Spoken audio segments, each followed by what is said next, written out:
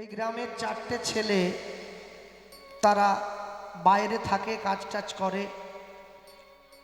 তারা চারজনে মিলে সাহায্য সহযোগিতা করে আজকে আমাকে আপনাদের এই স্থানে নিয়ে এসেছে। তার মধ্যে দুটি ছেলে আসতে পারে নাই, তারা এখনো বিদেশেই আছে। এবং আজ থেকে 540 বৎসর পূর্বে কলিকালের মাটিতে শ্রীকৃষ্ণ চৈতন্য মহাপ্রভুর শুভ আবির্ভাব। মানুষের দরজায়, মানুষের সাজে, মানুষের বেশে ভগবান গিয়ে দাঁড়িয়েছেন মানুষের সম্মুখে। জীব নিত্য কৃষ্ণ দাস ইহা ভুলি গেল, মায়া পিশাচি জীবের গলেতে বান্ধিল। কৃষ্ণ নাম কর জীব আর সব মিছে, পলাইবার পথ নাই দেখো জম আছে পিছে। দেখবেন যেইখানে কীর্তন হয়, যখন কীর্তনের আসরে গিয়ে আমরা কীর্তন করবার জন্য দাঁড়াই, শুধু আমি নয়, প্রত্যেকটি কীর্তনিয়ার ক্ষেত্রেই বলছি। যেখানে ভাগবত পাঠ হয়, যখন পাঠক এসে হরিনামের আসরে বসে, দেখবেন একটা কথা বলে, প্রায়শই শোনা যায়, কানে আসে, যেইখানে হয় নাম সংকীর্তন সেটাই শ্রীধাম বৃন্দাবন। এটা আমরা বলে থাকি। তা এখন এই কথাটা বললে যারা কীর্তন শোনবার জন্য ছুটে এসেছে তারা হাত তুলে হরিধ্বনি দিল, মায়েরা উলু দেয়, কারণ বৃন্দাবনে বসে তো আর অন্য কিছু করা যায় না। বৃন্দাবন শোনা মাত্রই একেবারে হাত উঠে গেল। মুসলমানদেরকে দেখেন না, মক্কা মদিনা শোনা মাত্রই একবারে ওদের মন আনন্দে ভরে যায়। সেই রকমই বৃন্দাবন বলা মাত্রই সনাতন ধর্মের মানুষদের মন একবারে আনন্দে ভরে যায়। এখন আমার গ্রামেও তো কীর্তন হয়, আমিও তো শোনার জন্য গিয়ে বসি। সব সময় যে আমি বক্তা হয়ে দাঁড়াবো এর তো কোনো মানে নেই, মাঝে মাঝে শ্রোতাও হতে হয়। আমার বাবা বলতেন, যদি গাইতে চাও ভালো গান, আগে তৈরি করবে ভালো কান। কান যদি ঠিকঠাক তৈরি করতে না পারো, ভালো গান গাইতে পারবে না। যে মায়েদের সবসময় ঝগড়া শোনার অভ্যেস, তারা লতা মঙ্গেশকরের গান ভালোবাসে না, বলে দূর ঝগড়া হয়নি, কেমন লাগতেছে শুনতে, খালি খালি খালি খালি ব্যাপার। কানটা একবার যদি খারাপের দিকে চলে যায় না, ওকে ভালোর দিকে টেনে আনা খুব মুশকিল। শুধু কান নয়, জীবনের প্রত্যেকটা অঙ্গ প্রত্যঙ্গ যদি একবার খারাপের দিকে চলে যায়, জীবনে দুটো জিনিসকে সারিয়ে তোলা খুব মুশকিল। কি জানো? একটা হচ্ছে নষ্ট হয়ে যাওয়া গাড়ি, আর একটা হচ্ছে নষ্ট হয়ে যাওয়া নারী। এই দুটোকে পুনরায় সঠিক পথে ফিরিয়ে আনা এ বড় যন্ত্রণা। যে গাড়ি একবার ডান দিক থেকে বাঁ দিকে টাল নিচ্ছে, ওকে আপনি যতই মিস্ত্রির কাছে নিয়ে যান, 6 মাস ঠিক থাকবে, আবার টাল নেবে, ও তো গোড়া থেকে খারাপ হয়ে গেছে। আর যে নারী একবার খারাপ দিকে চলে যায়, মানে পা বাড়ায়, তাকে আপনি যতই তুলসী পাতা দিয়ে ধুয়ে টুয়ে আবার ঘরে তুলুন না কেন, টানটা থেকে যায়, ওই বাম দিকে টেনে নেওয়ার মতো আর কি। ঠিক তেমনি ভাবে মানুষের জীবনে খারাপের প্রতি আকর্ষণটা সবসময় বেশি থাকে একটু। আজকে আমি আপনাদের এখানে আসার সময় পথে জুলপিয়া পেরিয়ে এলাম, তো চায়ের দোকানে যত ভিড় দেখলাম, অত ভিড় নেই। চায়ের দোকানে ভিড়টা একটু বেশি দেখা যায়। কেন? ওখানে গেলে একটু কথা টথা বলা যায়, আড্ডা টাড্ডা দেওয়া যায়, একটু গল্প করা যায়, 1 কাপ চা নিয়ে আধ ঘন্টা সময় কাটানো যায়। কিন্তু মিষ্টির দোকানে তো সেটা হবে না। প্যাকেটে করে দোকানদার ভরে দিয়ে টাকাটা দেওয়ার সঙ্গে সঙ্গে বলবেন সাইড হন, পিছনে খদ্দের দাঁড়িয়ে আছে। তা আপনি আলোচনা করবেন কার সঙ্গে? ঠিক তেমনি আজ থেকে 540 বছর আগে চৈতন্য মহাপ্রভু এসে দাঁড়িয়েছেন মানুষের দরজায়। চৈতন্য মহাপ্রভু আসার যে যাই কারণ হোক না কেন, ওই যেটা বলতেছিলাম, যখন আমিও শুনি কীর্তনীয়া বলছেন যেইখানে হয় নাম সংকীর্তন সেটাই শ্রীধাম বৃন্দাবন, এটা শোনা মাত্র আমি হাত তুলে দিই। কেন, সবাই তুলেছে তো আমিও তুললাম। আর আশ্চর্য হলো, আমার পাশে যে বসে আছে সেও তো হাত তুলেছে, কিন্তু সে তো আর তুলে নেই, নামিয়েও দিয়েছে। এবার দেখি হাত নামিয়ে পাশে বসে বসেই এগরোল কিনে খাচ্ছে। সে ভুলে গিয়েছে যে বৃন্দাবন এগরোল ডিম ভাজা খাওয়ার জায়গা নয়। আমি আপনাদেরকে এই জন্যই বললাম, একটু নিজেদের রুচিটা পরিবর্তন করবেন দয়া করে, এতে করে আপনাদের জীবনের সার্বিক কল্যাণ হবে। আজ থেকে 10 বছর 15 বছর 20 বছর পরে গিয়ে হয়তো গোপালকৃষ্ণ পাল এই নামটা থাকবে না, কারণ যে শত্রু পিছনে ঘুরছে যে কোনো দিন আমি খালি হয়ে যেতে পারি, সেটা আমি জানি। কিন্তু খালি হয়ে যাওয়ার ভয়ও পাচ্ছি না, কেন আমার তো পিছু টান নেই, তাই ভয় নেই। কিন্তু আমি এইটুকু জানিয়ে দিয়ে গেলাম, নিজেদের রুচি পরিবর্তন না করলে ভগবানের মহিমা সম্পর্কে আপনারা অবগত হতে পারবেন না কোনোদিন। আপনি তো মা, আপনি কোন সাহসে ঈশ্বরের সামনে বসে আপনার ছেলে বায়না করলো বলে আপনি ডিম দিয়ে এগরোলটা কিনে এনে ছেলের হাতে দিচ্ছেন? ছেলে আসনে বসে বসে খাচ্ছে, একটু আগুন নিয়ে খেলা করা হয়ে যাচ্ছে না মনে হয়? কি আগুন নিয়ে খেলা করতে গেলে আগুন কিন্তু হাত পুড়িয়ে দেবে। আগুন বুঝবে না যে আমি না জেনে ওতে হাত দিলাম। আগুনের ধর্ম দহনত্ব, জলের ধর্ম প্লাবত্ব, পশুর ধর্ম পশুত্ব, মানুষের ধর্ম তার মনুষ্যত্ব। আমি বৈষ্ণব হলাম, ভক্ত হলাম, নামের মালা নিলাম, কপালে তিলক দিলাম, দাদর সঙ্গে স্বরূপ করলাম, একাদশীর দিন বাড়ির দোতলার বারান্দায় দাঁড়িয়ে দাঁড়িয়ে মালা জপ করছি। আমার বাড়ি হচ্ছে পশ্চিম মেদিনীপুর, খুব গরমের জায়গা। পূর্ব মেদিনীপুর থেকে 60-70 কিলোমিটার। তো গরমকালে সমস্ত কলের লেয়ারগুলো ফেল হয়ে যায়, জল উঠতে চায় না। বাড়ির কলটায় ঝিরিঝিরি করে জল পড়ছে, আমি দোতলার ছাদ থেকে দেখতে পাচ্ছি মালা জপ করতে করতে গ্রামের মা বোনেরা এসে বাড়ির কল থেকে জল নিয়ে যাচ্ছে। আমি কাউকে কিছু না বলে রাতের অন্ধকারে গিয়ে নিজের কলটায় তালা দিয়ে দিলাম, আবার মালা জপ করছি। একটা জিনিস পরিষ্কার হয়ে নেন, আমাকে কিন্তু চলে যাওয়ার সময় জল বিনেই যেতে হবে। মালা কিন্তু আমার জল দিতে পারবে না, কেন কর্মটা খারাপ করেছি। কর্ম যদি ভালো হয় ভাগ্য হয় দাসী, হৃদয় যদি ভালো হয় ঘরেই মথুরা কাশী। চারদিকে ছুটে যাওয়ার আমার দরকার নেই। এবছর কুম্ভ মেলা হয়ে গেল প্রয়াগে, আমি টিভিতে দেখছিলাম 60 কোটি মানুষ স্নান করেছে, 6060। আপনাদের এখানে কেউ আছে কিনা বলতে পারবো নি, তবে আমার গ্রামে খুব একটা কেউ ছিল না, সকলে ঝেঁটিয়ে চলে গিয়েছিল। আমি আর আমার মা বোধহয় বাদ ছিলাম। গান ছিল না, মানুষ শুধু বাস ভর্তি করে করে চলে যাচ্ছে। কোথায় যাচ্ছে বলে, কুম্ভে ডুব দেবো, স্বর্গে চলে যাব। তা আমি বলি কি, এই 60 কোটি মানুষ যদি স্বর্গে যায়, তাহলে তো দেবতাদেরকে জুলপিয়া চলে আসতে হবে, জায়গা তো থাকবে না, আর সব তো ভর্তি হয়ে যাবে। 60 কোটি মানুষ স্বর্গে চলে গেলে দেবতাদের থাকার জায়গা কোথায়?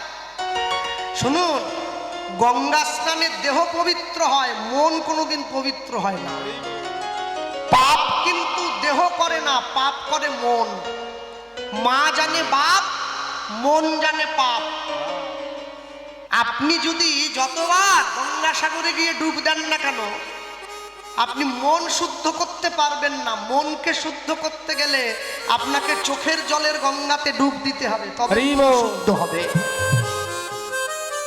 আপনি যদি ঘরের কোনায় বসে ঈশ্বরের নাম নিয়ে নয়ন জলে ভাসতে ভাসতে সেই জলে আপনার দেহটাকে স্নান করিয়ে নিতে পারেন, এর থেকে বড় গঙ্গা আর জগতে কিছু হয় বলে আমার মনে হয় না। মানুষের আশা অনেক, মানুষের চায়ও অনেক, কিন্তু পূরণ করবার মালিক তিনি। যতটুকু চাইবেন অতটুকুই পূরণ হবে, আর যেটা চাইবেন না সেটা কোনো দিনের জন্য পূরণ হবে না। গত পরশুদিন আপনারা টিভিতে খবরের কাগজে একটা জিনিস প্রায় দেখেছেন সকলে। একজন বিখ্যাত বিজ্ঞানী, তিনি মহাকাশে ছিলেন, 8 দিনের মধ্যে ঘুরে আসার কথা ছিল কিন্তু আসতে পারেননি, 9 মাস সময় কাটিয়েছেন। সুনিতা উইলিয়ামস, তিনি ফিরে এসেছেন।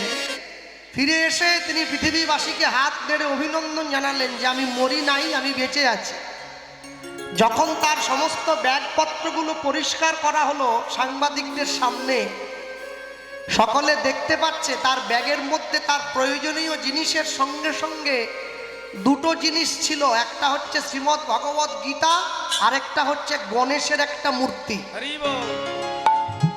তিনি আমেরিকার মানুষ, কিন্তু ভগবত গীতার সঙ্গে নিয়ে মহাকাশে গিয়েছেন। যারা বিজ্ঞান পড়ে তারা বলে ভগবান বলে কেউ নেই, যারা বিজ্ঞান বই লেখে তারা গীতা বলে নিয়ে ঘোরে। এটাই হচ্ছে আমাদের দৃষ্টিভঙ্গির তফাৎ। যারা আমেরিকার থেকে ইসকনে আসে, হরে কৃষ্ণ বলতে পারে না, বলে হরে কৃষ্ণ। বলতে পারে না তবু বলে, আর যাদের বলার কথা যারা পারে তারা একবারের জন্য বলে না। আমি এই রুচিটা বদলের কথা একটু বলছিলাম। জীবনে যদি রুচির পরিবর্তন করতে না পারেন তাহলে জীবনে কিন্তু বড় দুঃখ নেমে আসবে। রাবণ মরে যাওয়ার পরে মন্দোদরী যখন ছুটে এলো নিজের স্বামীর মৃতদেহের কাছে, রামচন্দ্র গিয়ে মন্দোদরীর পায়ে প্রণাম করছে, মা।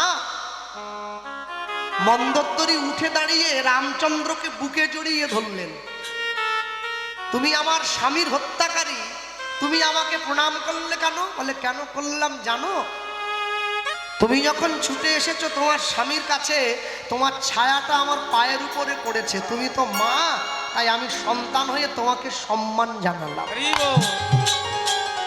মন্দোদরী রামকে বুকে জড়িয়ে ধরে বলছেন, এর জন্যই তুমি ভগবান, জগতের আর কেউ সেই তকমাটা পায় নাই। সনাতন ধর্মের মানুষ হিসেবে যারা জন্ম নিয়েছেন সব সময়ের জন্য জানবেন, আপনার বিনতা, আপনার বিনয়, আপনার শিক্ষা নির্দেশ করে দেয়, আপনার সংস্কারকে নির্দেশ করে দেয়, আপনার আচরণ আপনার পরিবারকে নির্দেশ করে দেয়, আর আপনার বন্ধুত্ব প্রীতি আপনার চরিত্রকে নির্দেশ করে দেয়।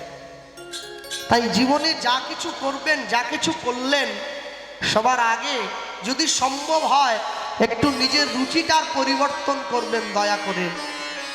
যে গ্রামে হরিনাম হচ্ছে, যে গ্রামে কীর্তন হচ্ছে, আমি একবারও বলবো না সেই গ্রামের লোক আমিষ খাবে না, কিন্তু আমি এইটুকু বলতে চাই, যে কদিন গ্রামে হরিনাম হবে সেটা একদিন হোক চাই দুদিন, এই দুটো দিন আপনারা বাড়িতে হোক, নিজেদের ঘরে হোক, দোকানে হোক, আমিষ খাওয়াটা বন্ধ রাখুন। এতে গ্রামের মানুষের কল্যাণ হবে, এতে আপনাদের সকলের কল্যাণ হবে। আমি তো আপনাদের দক্ষিণ 24 পরগনায় আসলেই শুনি, দাদা আজ আমাদের ভাত হবে না। কেন? আজ আমাদের হরিনাম। ও, ভাত হবে না, আর দোকানে গিয়ে ডিম চাউমিন খাওয়া হবে। কি নিয়ম? হ্যাঁ, উনুন জ্বলবে না। কেন জ্বলে না? যাতে গ্রামের মানুষ শীতলতা প্রাপ্ত হয়, ঈশ্বরের করুণা শীতল, গ্রামের অশান্তির আগুনটা নিভে যায়, তাই উনুন জ্বলে না। তাহলে বাইরের উনুনটা নিভিয়ে দিয়ে ভেতরের উনুনটা জ্বালছেন কি জন্যে? দুটো দিনের তো ব্যাপার। আর যারা আত্মীয় টাত্মীয় এসছে, আত্মীয় তো বলবো না, কুটুম বলবো, যারা কুটুম টুটুম এসছে একটু বোঝান তাদেরকে যে হ্যাঁ রে, একটা দিনের তো ব্যাপার, একটু দাঁড়িয়ে যা, কালকে নগর কীর্তনটা হয়ে যা, মহাপ্রভুর ঘরটা বেরিয়ে যা, তারপর দেখবি একবারে মুরগির ঘরে নিয়ে গিয়ে ঢুকিয়ে দেবো, ধরবি আর খাবি, বেরোবার দরকার নেই, ওইখানে বসে থাকবি, যতক্ষণ ইচ্ছে খেতে থাকবি, একটা দিন দাঁড়িয়ে যা। মনে রাখবেন সব সময়ের জন্যে দক্ষিণ 24 পরগনা প্রত্যেকটা হরিসভায় গিয়ে আমি এই কথাটা প্রচার করি। আজও আপনাদের এখানে করলাম। যারা জ্ঞানীগুণীজন বসে আছেন, কমিটির বয়স্ক বৃদ্ধজন আছেন, তারা আমার কথাটা একটু বিচার করবেন। ভক্তমণ্ডলী, ভক্তিমতী মায়েরা, চলুন। এই যে চৈতন্য মহাপ্রভুকে আপনারা দেখছেন, যে মহাপ্রভু দুটো হাত তুলে দাঁড়িয়ে আছেন, খালি গায়ে গায়ে কোনো পোশাক পরেননি, একটা সাদা ধুতি পরেছেন, একটা উত্তরী নিয়েছেন। চৈতন্য মহাপ্রভু সুভাষচন্দ্র বসুর মতো হাত বাড়িয়ে ঘোড়ার পিঠে চেপে মানুষকে বলেননি, give me blood I shall give you freedom, তোমরা আমাকে রক্ত দাও, আমি তোমাদের স্বাধীনতা দেব। তিনি সুকান্ত ভট্টাচার্যের মতো গালে হাত দেননি, বিবেকানন্দের মতো পাগড়ি পরেননি। তাকিয়ে দেখুন, খালি গায়ে আছে। কেন বলুন তো? চৈতন্য মহাপ্রভুই কলিযুগের মানুষকে প্রথম আত্মসমর্পণ করতে শিখিয়েছিলেন, এইভাবে হাত তুলে। দুটো হাত না তুললে আত্মসমর্পণ হয় না। রাম হাত তুলে নেই, কৃষ্ণ হাত তুলে নেই, নারায়ণ হাত তুলে নেই, বিষ্ণু হাত তুলে নেই, মহাপ্রভু হাত তুললেন। কেন বলুন? একটাই কারণ, মহাপ্রভু জানতেন আত্মসমর্পণ না করলে কলিযুগের জীব কোনোদিন নিস্তার পাবে না, তাই আত্মসমর্পণ করতেই হয়। 144 ধারা যেখানে জারি হয়, পুলিশ নিয়ম করে দিয়েছে হাতটা তুলে যেতে হবে, নামালেই গুলি করে দেবে।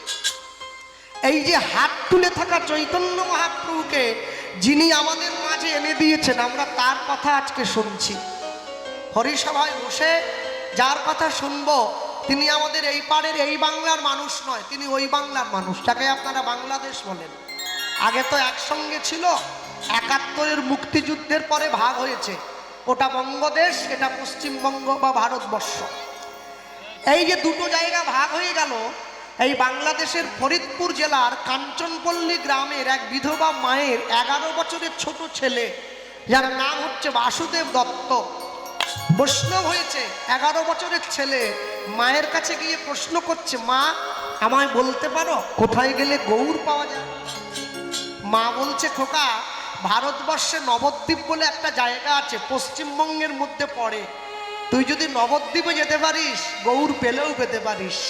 শুরু থেকে লীলা মাধুর্য গাইছি, অনেক বড় আছে, বলতে হবে, অনেক কথা বলার আছে। মায়ের চরণে প্রণাম করে ছেলে আসছে গৌর খোঁজার জন্যে। লীলা মাধুর্য পরম বৈষ্ণব মহাজন শ্রীল বাসুদেব দত্ত ঠাকুরের শ্রী গৌরাঙ্গ। মায়ের চরণে প্রণাম করে ছেলে চলে আসছে, রাস্তায় যাকেই দেখছে তাকেই বলছে, আমায় বলুন না কোথা গেলে গৌর পাই? ওই মহাজন লিখছেন, বলি গোরা গুনে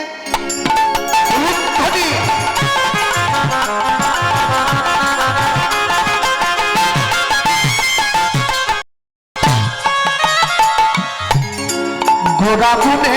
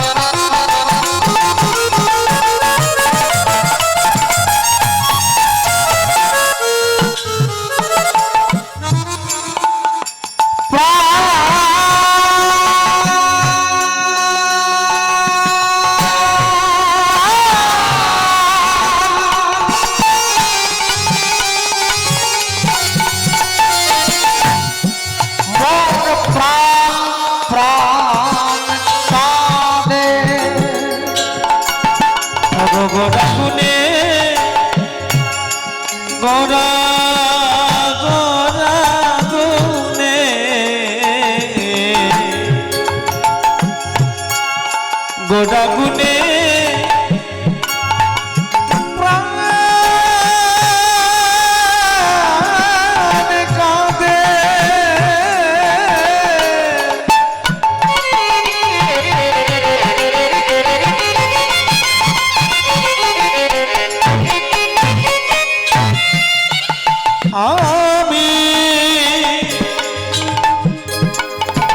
আমি কি বুদ্ধি করি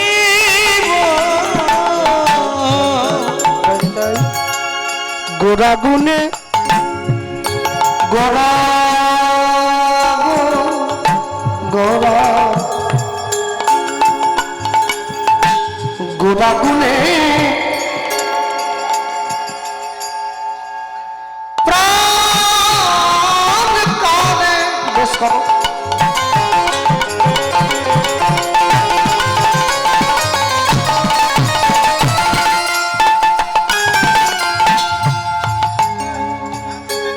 আমি কি বুদ্ধি করিব ওগো গোড়া গুনে প্রাণ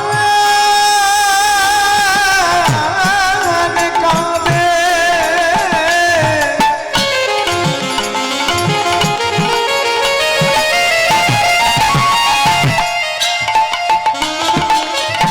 আমি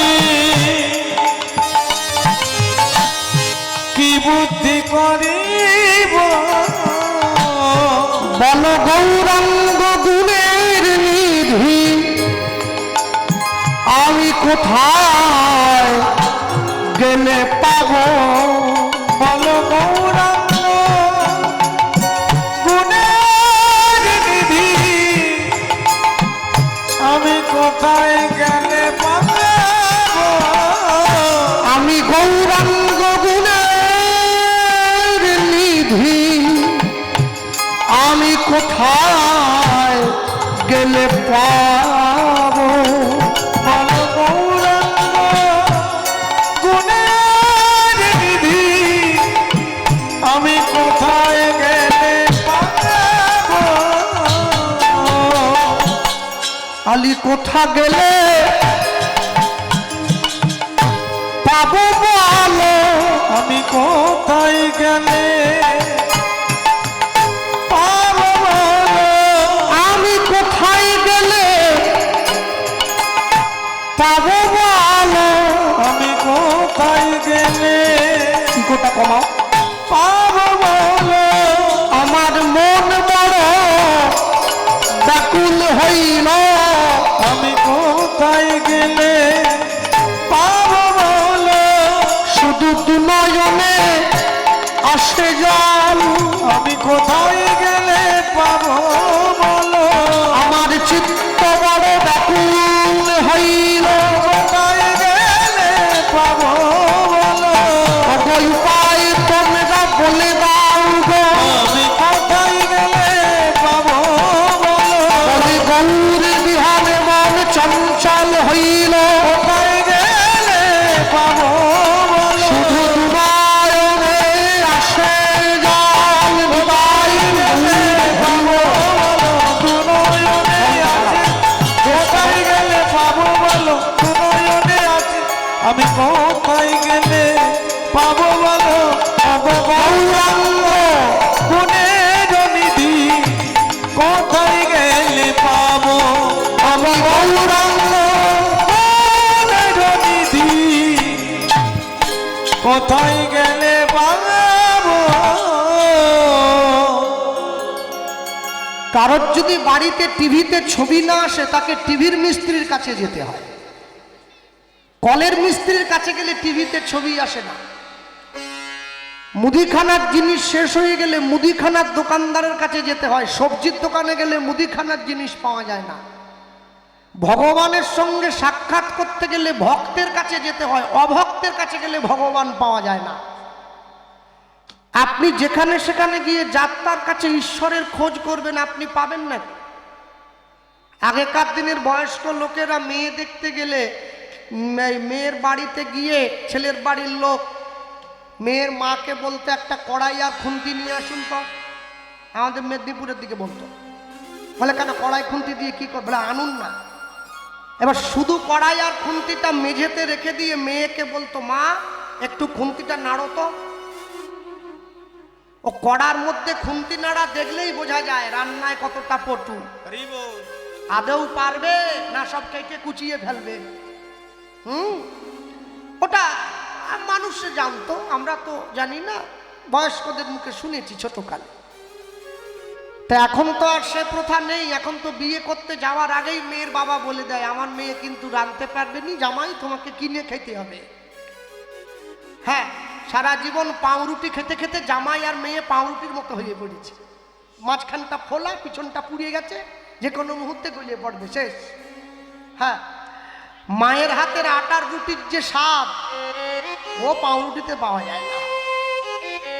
জগতে যে জিনিসটা ভালো হয় তার বিজ্ঞাপনের দরকার পড়ে না। একলা হয়ে তোমার জন্য দাঁড়িয়েছিলাম গলির কোণে, ভাবি আমার মুখ দেখাবো, মুখ ঢেকে যায় বিজ্ঞাপনে। যে জিনিসটা ভালো হয় তার জন্য বিজ্ঞাপনের দরকার নেই, যেটা খারাপ ওর জন্য বিজ্ঞাপনের দরকার হয়। ঠিক তেমনি ভালো মানুষ চেনা যায় হাতে আর পায়ে, মন্দ মানুষ চেনা যায় ভাষা ব্যবহারের গায়ে।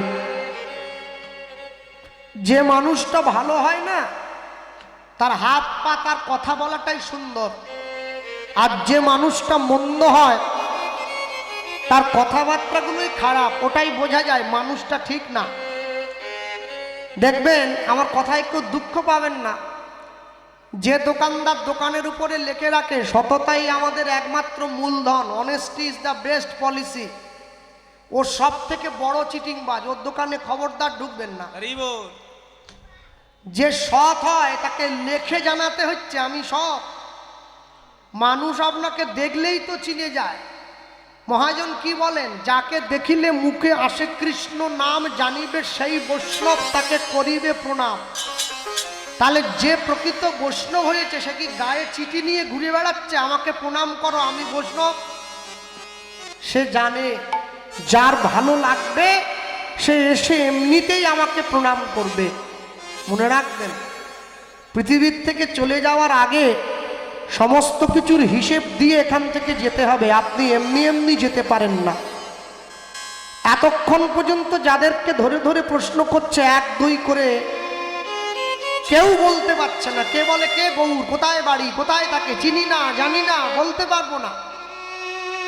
এই বলতে বলতে বলতে বলতে যে খাবে চিনি তাকে যোগায় চিন্তামণি। ভক্তের সঙ্গে দেখা হয়ে গেছে, ভক্তের কাছে গিয়ে দাঁড়িয়ে বলছে আপনি আমায় বলতে পারেন কোথায় গেলে গৌর পাওয়া যায়? সেই ভক্ত ছেলেটাকে কাছে ডেকে বলছে বাবা, এইটুকু ছোট্ট ছেলে, তুমি কোথার থেকে এসছো তা তো জানি না, কিন্তু তুমি আমায় বলো গৌরের সঙ্গে তোমার কি দরকার? আগে সেটা তো আমি আপনাকে বলবো না, যার সঙ্গে দরকার তার সঙ্গেই কথা বলবো। আপনি শুধু আমায় বলুন কোথায় গেলে গৌর পেতে পারি। বলে শোন এদিকে আয়, এই যে মেঠো পথটা দেখছিস, মাটির রাস্তা, হ্যাঁ এই মাটির রাস্তা দিয়ে সোজা চলে যাবি, একটা গ্রাম পড়বে, যে গ্রামের পাশ দিয়ে গঙ্গা বয়ে গেছে ওই গ্রামটার নাম নবদ্বীপ, ওইখানে গৌর আছে। তাহলে তো ডায়মন্ড হারবারের পাশ দিয়েও গঙ্গা বয়ে গেছে, তাহলে কি ডায়মন্ড হারবার নবদ্বীপ? ডায়মন্ড হারবারে গঙ্গার পাড়ে বসে তো মেয়েরা সিগারেট খায়, নবদ্বীপে খায় নাকি? বলে না, সেটা কেন হতে যাবে? তাহলে এমন একটা কিছু পরিচয় বলুন যেটা বললে ঝট করে চিনিয়ে নিতে পারবো। বলে যে গ্রামের প্রত্যেকটি মানুষের মুখে, কি ছেলে কি মেয়ে কি নারী কি পুরুষ, সবার মুখে গৌরের নাম শুনতে পাবি, সেই গ্রামটার নামই নবদ্বীপ। যারা বৃন্দাবনে গিয়েছেন যদি যান দেখবেন, বৃন্দাবনের মুসলিম যারা না তারাও পর্যন্ত বলে রাধে রাধে। এখানেই বোঝা যায় ওরা বৃন্দাবনের মানুষ। হ্যাঁ, আগে আগেতে তো রিক্সাতে কোনো হর্ন ছিল না, রাধে রাধে বললে সাইড হয়ে যেত। এখন তো রিক্সা নেই, টোটো উঠেছে, টোটোতে হর্ন আছে, কিন্তু যাদের টোটো পুরনো হয়ে গেছে ওরা হর্ন রাখে না, ওরা আপনার কাছে এসে চেঁচিয়ে বলে রাধে রাধে, বললেই পিছনের সামনের লোক ভাবে টোটো আসতেছে সরে যেতে হবে। ওটা বৃন্দাবনের পরিচয়। ঠিক তেমনি ভাবে ওই লোকটি যখন পরিচয়টা দিয়ে দিয়েছে, ছেলেটা এক পা দু পা করে সোজা এসে পতিত পাবনী মা গঙ্গার পাড়ে দাঁড়িয়ে মা গঙ্গাকে প্রণাম করে বলছে, মা আমি যেন গৌরের খোঁজটা নিয়ে নিতে পারি। ঠিক এমন সময় দেখতে পাচ্ছে একজন বয়স্ক লোক এই পথেই আসছে গঙ্গা স্নান করার জন্য। আচ্ছা, মাথা নেড়া, মাথায় একটা শিকা আছে, আর ওই দোর কৌপিন বহির্বাস পরা আছে, মুখে গৌরের নাম। ও বুঝে নিয়েছে এই তাহলে গৌরের ঘরের লোক, একে ধরতে হবে। হ্যাঁ, আমি তো সবসময় বাড়ি থাকি না কীর্তনের জন্যে, মাঝে মাঝে আমি বাড়ি যাই না, কিছু লোক আসে, ছাদ থেকে দেখি স্যুট বুট পরা আছে, গলায় একটা টাই ঝোলানো, হাতে একটা ব্যাগ। আমার মা বলে ওই দেখ LICর লোক আসছে। দেখে বোঝা যায় এলআইসির লোক। যদি তাও বুঝতে কষ্ট হয়, ওরা আপনার সামনে বসে আপনাকে এমন করে বোঝাবে যেন আমি বেঁচে থাকার থেকে মরে গেলে লাভ বেশি। বোঝাচ্ছে, দাদা একবার যদি বইটা করেন না, আপনি মরে গেলে নমিনি 40 লাখ। ওরে আমি যদি মরে যাব টাকা দিয়ে কি করব? যে টাকা আমি ভোগ করতে পারবো না। যার নামে নমিনি আছে, নাম আমি আর বলছি নি, যার নামে নমিনি আছে সে না হলে 40 লাখ নিয়ে আরেকটা গোপাল কৃষ্ণ পাল খুঁজে নিবে, আমার কি হবে? পাগলেও নিজের ভালো বোঝে, মানুষ তো তাও বোঝে না। বাবাজি আসছে তো এই পথে গঙ্গা স্নান করার জন্য, আর মুখে বলতে বলতে আসছে। এমনি এমনি কি বলে? হ্যাঁ, মুখে বলতে বলতে চিৎকার করতে করতে আসছে। ওই তাকিয়ে দেখো, ওই ওই যে ছেলেটা কান পেতে শুনছে, গাছের গোড়ায় বসে আছে, গাছের গোড়ায় বসে শুনতে শুনতে আসছে, কান পেতে শুনছে। কি বলছে তাকিয়ে দেখো না, গৌরে এলো রে, সোনার নদী যায় উলুধ্বনি, হরির ধ্বনি শব্দ শোনা যায় গৌরে নদী।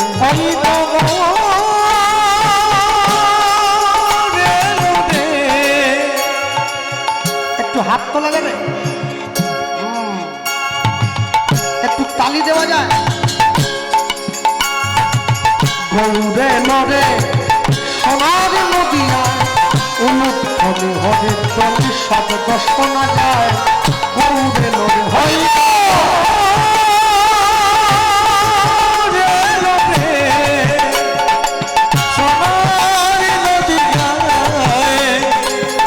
ধ্বনি ঘরে ধ্বনি শব্দ শোনা যায় নদে গৌরে নদে।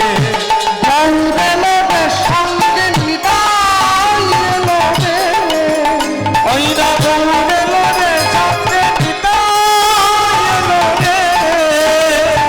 গৌরে নদে সঙ্গে নিতাই এলো রে। মায়ের হাত নামিয়েছে কারা? আমি সব সময় বলবো নি, হাত যদি নামা যাওয়ার সময় কমিটিকে বলে যাব লক্ষ্মীর ভান্ডার পাবেনি। লোক আমি সুবিধের নয়, তুলে থাকো।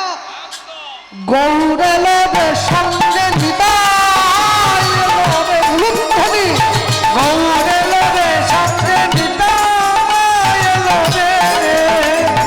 গৌরে নদে সঙ্গে নিতাই এলো রে। গৌরে নদে সোনার নদিয়া উলুধ্বনি, হরির ধ্বনি শব্দ শোনা যায় গৌরে নদে। ওই তো গৌরে নদে সোনার নদিয়ায় উলুধ্বনি হরি ধ্বনি শব্দ শোনা যায় নদের গৌরে নদে। কে কে তোরা নাম নিবি রে, ছুটে ছুটে আয়। কে তোরা নাম নিবি রে, ছুটে ছুটে আয়। প্রেম জীবের লাগি নিতাই গৌর আপনে বিলায়। প্রেম জীবের লাগি নিতাই গৌর আপনে বিলায়। প্রেম কলসে কলসে ঢালে তবু না ফুরায়। প্রেম কলসে কলসে ঢালে তবু না ফুরায়। প্রেম চুল ভাঙিয়া ঢেউ আসিয়া লাগলো গোড়ার পায়। প্রেম কুল ভাগিয়া ঢেউ আসিয়া লাগলো গোড়ার পায়। ওই তো গৌরে লরে সোনার নদিয়া উলুধ্বনি, হরির ধ্বনি শব্দ শোনা যায় মোদের গৌরে লরে। ওই তো গৌরে সোনার নদিয়া উলুধ্বনি ঘড়ি ধ্বনি শব্দ শোনা যায় মোদের গৌরে নদে। ওই তো গৌরে লরে সোনার নদিয়া উলুধ্বনি ঘড়ি ধ্বনি শব্দ শোনা যায় মোদের গৌরে নদে। ওই তো গৌরে নদে সোনার নদিয়া উলুধ্বনি ঘড়ি ধ্বনি শব্দ শোনা যায় গৌরে নদে। আরে বলো ভাই শ্রীকৃষ্ণ চৈতন্য মহাপ্রভু কি জয়। পরম দয়াল নিতাই চাঁদ কি জয়। নিতাই গৌর প্রেমানন্দ, হরিব নিতাই গৌর হরি হরিব। বাবাজি এক পা দুপা করে এই পথেই তো আসছে, আর যেই এক পা দুপা করে কাছে এগিয়ে এসছে, ছেলেটা লুকিয়ে বসেছিল, ঝাঁপ দিয়ে গিয়ে পায়ে পড়ল। এই কে রে? এক্ষুনি পড়ে যেতাম। ছাড় ছাড় ছাড়, পা ছাড়, পা ছাড়, ওরে পা ছাড়, পড়ে যেতাম, পা ছেড়ে দে। অনেক করে বলার পর যখন ছেলেটা কোনো মতোই পাটা ছাড়ছে না, এবারে বাবাজি একটু রেগে গেল, ক্রোধান্বিত হয়ে বলে উঠল, চোরের মতো পাটা জড়িয়ে ধরলি, পাটা ছাড়। যেই চোর বলে দিয়েছে, পাটা ছেড়ে দিয়ে উঠে দাঁড়িয়ে বাবাজির দিকে আঙুলটা বাড়িয়ে বলছে, মুখ সামলে কথা বলো। হ্যাঁ, তুই না বলে বিনা দোষে আমার পা জড়িয়ে ধরলি, আমায় আবার মুখ সামলে? হ্যাঁ, তুমি বিনা দোষে পরের বাড়ির ছেলেকে চোর বলছো, এত বড় সাহস তোমায় দিল কে? বাবাজি বলে, ওরে তুই তো দেখি চোরের মায়ের বড় গলা রে। হ্যাঁ, মিথ্যে কথা বলে পায়ে পড়লি, কোথায় মাথা নিচু করে থাকবি, তা না আবার উঁচু গলায় চোপা করছিস। বেশ করেছি বলেছে, আবার বলবো, তুই চোর, তুই চোর, তুই চোর। এই তিনবার যেই চোর বলেছে, এইবার ছেলেটা আস্তে আস্তে করে বাবাজির সামনে গিয়ে বলে উঠছে, আসলে কি জানেন তো, এর দোষ কিন্তু আপনার না। আপনি যে আমাকে চোর বলছেন না, এর দোষ আপনার নয়, এর দোষ আপনার রক্তের। আমার চল, আমার রক্ত তুলছে। হ্যাঁ, এই তুই তুই আমাকে চিনিস? তুই, আমি কে তুই? আমার জানার দরকার নেই। যে নিজে যেমন, সে অন্যকে মনে করে তেমন। যার যেমন ভাব, তার তেমন লাভ। যার যেমন কান, তার কানে ঢোকে তেমন গান। যে লোকটা ট্রেনে উঠে টিকিট কাটেনি, টিটি শুধু ওর কাজ দিয়ে ঘুরছে, বলে স্যার আপনি ওদিকে, বলে না ওদিকে যাবো না, তোমারটা আগে দেখো, তোমাকে দেখেই আমার চোর মনে হচ্ছে। যে টুগলি করে স্কুলে গেছে, মাস্টার ওর কাছে চেয়ার নিয়ে এসে বসেছে, বলে স্যার আপনি বাকিদের দেখবেন, বলে তুই লেখ না, বাকিদের কথা তোকে ভাবতে কে, তুই তোরটা দেখ। স্যার তো জানে ও চোর, ও চোখ মুখ বলতেছে ও চুরি করে এসেছে। তারপর যখন খুঁজে টুজে পাওয়া গেল, দেখা গেল বাংলা পরীক্ষার দিন ভূগোলের টুগলি করে এনেছে। ও কোনো কাজেই লাগবে না, ও সব বেকারই আছে। হ্যাঁ, বাবাজি আস্তে আস্তে করে ছেলেটার সামনে দাঁড়িয়ে বলে উঠছে, তুই যে আমাকে চোর বললি, বলতো আমি কি চুরি করেছি? না না, সেটা আমি বলবো না। আমি যদি বলি আপনার যেটুকু সম্মান আছে, ওইটুকু সম্মানও চলে যাবে। না না, বলবো, সম্মান যাক। এত লোকের মাঝে জুলপিয়ার থেকে অনেকটা ভিতরে এসছি, সম্মান গেলে চলে যাক, তবু তুই বল আমি কি চুরি করছি, বল। ছেলেটা বলে, বলবো। হ্যাঁ বল। আস্তে আস্তে করে যখন ছেলেটা কাছে এগিয়ে এসছে, বাবাজি বলছে, জোরে বল, কোনো আস্তে টাস্তে না। বলবো? হ্যাঁ। দাপর যুগে ভগবান কৃষ্ণের গরু চুরি করেছিলে বলে ভগবান তোমায় নেড়া করে দিয়েছে, আমি সব জানি।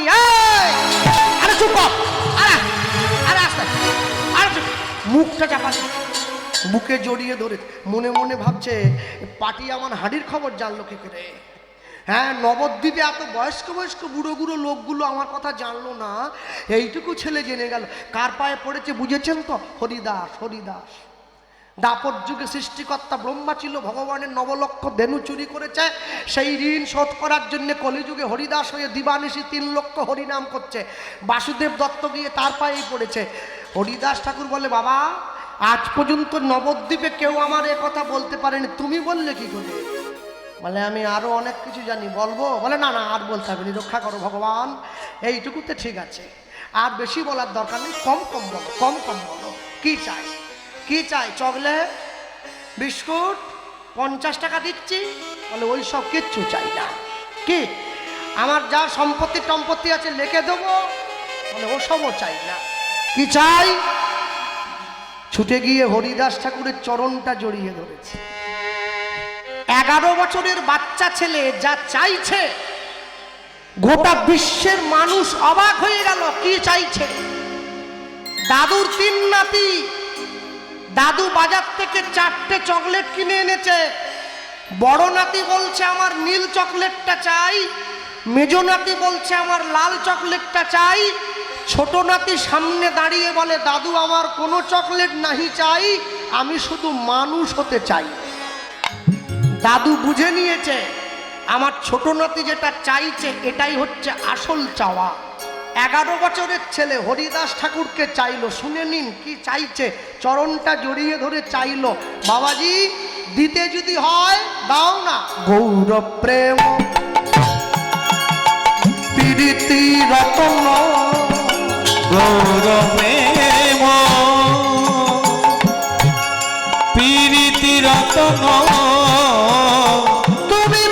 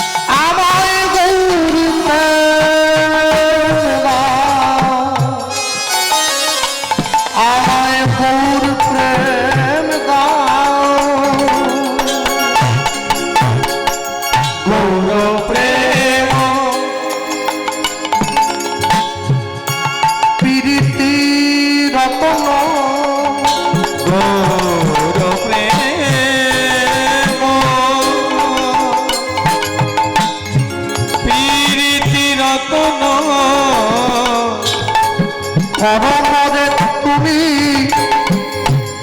করমদে তুমি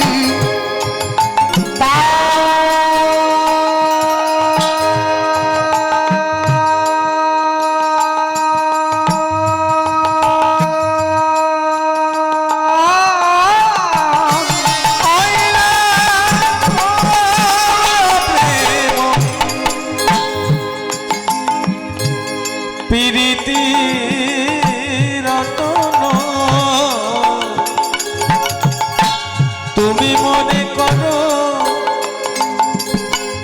তুমি মনে করো, তুমি মনে করো না,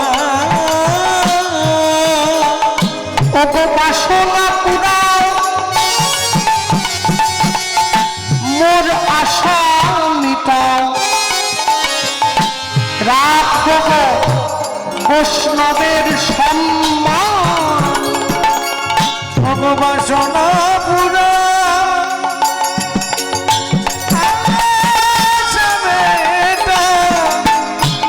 রাখো বৈষ্ণবের সম্মান, তুমি বাসনা পুরাও মোর আশা মিটাও, রাখো গো বৈষ্ণবের সম্মান, তুমি বাসনা পুরা আশা মিটা, রাখো বৈষ্ণবের সম্মান, তুমি কৃপা করে